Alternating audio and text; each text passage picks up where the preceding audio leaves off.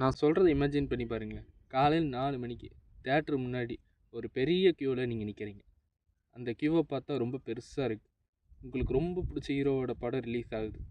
அந்த ஹீரோவோட கட்டவுட்டுக்கு பால் அபிஷேகம், பட்டாசு வெடிக்கிறாங்க. ஏதோ திருவிழாவுக்கு வந்த மாதிரி இருக்குது.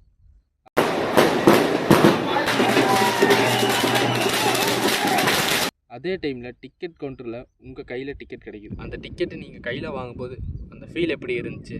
அதே நீங்கள் அந்த தேட்டருக்குள்ளே போகும்போது என்ன ஃபீலை நீங்கள் எக்ஸ்பீரியன்ஸ் பண்ணீங்கிறத கமெண்ட்டில் சொல்லிட்டு போங்க.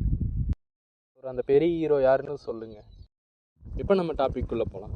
தமிழ்நாட்டில் ஏன் சினிமானா மக்களுக்கு இவ்வளோ பிடிக்குது? மற்ற ஸ்டேட்ஸை விட தமிழ்நாட்டில் தான் சினிமாவை பிரம்மாண்டமாக கொண்டாடுறாங்க. கட் அவுட்டுக்கு பால் அபிஷேகம் பண்ணுறதுலேருந்து பட்டாசு வெடிக்கிறதுலேருந்து ஏன் அந்த சினிமா ஒரு திருவிழாவாக கொண்டாடுறாங்க. அது ஏங்கிறத பற்றி தான் இந்த வீடியோவில் நம்ம டிஸ்கஸ் பண்ண போகிறோம்.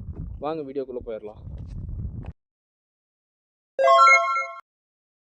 ஓகே, இப்போ ஏன் தமிழ்நாட்டில் இருக்க மக்களுக்கு சினிமானா இவ்வளோ பிடிக்குது?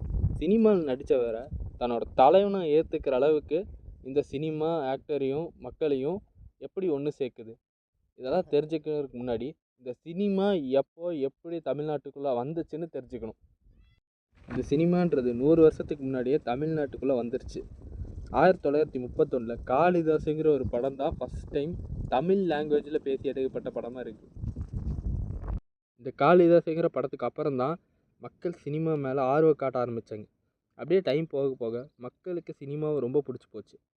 ஆனால் தமிழ் சினிமா மற்ற லாங்குவேஜ் சினிமாஸை விட தனித்துவமாக இருந்துச்சு. அது எப்படின்னா, மற்ற லாங்குவேஜ் சினிமா மக்களை என்டர்டெயின்மெண்ட் பண்ணுறதுக்கு தான் மோஸ்ட்டாக பார்த்தாங்க. அதே தமிழ் சினிமா பக்கம் வந்தீங்கன்னா ஸ்டோரிக்கு தான் மோஸ்ட்டாக இம்பார்ட்டன்ட் கொடுத்தாங்க. ஒரு ஸ்டோரி எடுத்தால் அந்த ஸ்டோரியில் என்னென்ன நடக்குது அதைத்தான் மெயினாக ஃபோக்கஸ் பண்ணாங்க. அந்த கான்செப்ட் மக்களுக்கு ரொம்பவும் பிடிச்சிருந்துச்சு. அந்த மாதிரி படத்துலேயே சமூகத்துக்கு தேவையான கருத்து, ஒரு புதிய சிந்தனை விதைக்கிற மாதிரி காட்சியெல்லாம் நிறைய வச்சுருந்தங்காட்டிக்கு மக்களுக்கு அதை பார்க்கும்போது இதெல்லாம் நல்லது அப்படிங்கிறத பார்த்து மக்களும் அது மாதிரி நடக்க ஆரம்பித்தாங்க. கொஞ்சம் கொஞ்சமாக மக்களோட மனசில் சினிமான்ற ஒன்று அசைக்க முடியாத இடத்த பிடிச்சிது. சிவாஜி கணேசனோட நடிப்பை பார்க்கும்போது மக்கள் அவருக்கு நடிகர் திலகங்கிற ஒரு பட்டத்தை கொடுத்தாங்க. எம்ஜிஆருக்கு அடுத்து சிவாஜி கணேசன் தான் நடிப்பில் பெரிய ஆள் அப்படிங்கிற ஒரு மைண்ட் செட்டை சிவாஜி கணேசன் வச்சார். எம்ஜிஆர் நடிப்பில் மட்டும் இல்லாமல் அவரோட படத்தில் பல கருத்துகள் வச்சது அப்போ இருந்த மக்களுக்கு ரொம்ப பிடிச்சிருந்தது. எம்ஜிஆருக்குன்னு உயிரை கொடுக்குற அளவுக்கு எம்ஜிஆர் மேலே அவ்வளோ பற்று வச்சுருந்தாங்க. எம்ஜிஆரோட காலத்துக்கு அப்புறம் தான் சினிமாவை மக்கள் ரொம்ப விரும்ப ஆரம்பித்தாங்க. பல பேர் நடிக்க ஆரம்பித்தாங்க. ரஜினி, கமல்லேருந்து இப்போ விஜய், அஜித் வர இருக்காங்க. ஒவ்வொருத்தரும் அவங்களுக்கென தனி ரசிகர் பட்டாளத்தையே வச்சுருந்தாங்க. இதனால தான் தமிழ்நாட்டில் ஒரு சினிமாவை திருவிழா மாதிரி கொண்டாடுறாங்க.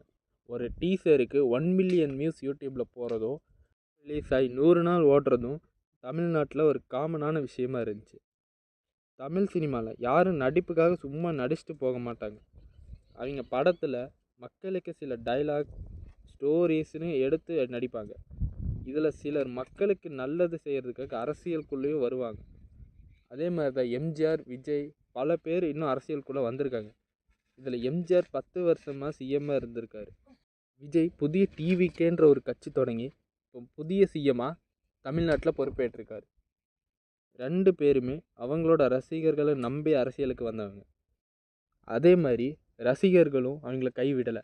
அவங்கள சிஎம் சீட்டில் உட்கார வச்சு அழகு பார்த்தாங்க. இதனால தான் சினிமாவை ஒரு ஆக்டருக்கும் மக்களுக்கும் நடுவில் ஒரு பாலமாக கன்சிடர் பண்ணுறாங்க.